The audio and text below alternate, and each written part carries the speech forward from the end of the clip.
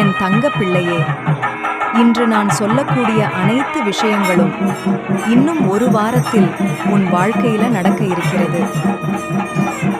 அதனால் இந்த பதிவானது உன் கண்ணில் பட்டால் நிச்சயமாக நான் சொல்லக்கூடிய விஷயம் நடக்கப் போகிறது, நடத்தி வைக்கப் போகிறேன். கவனமாக கேள்.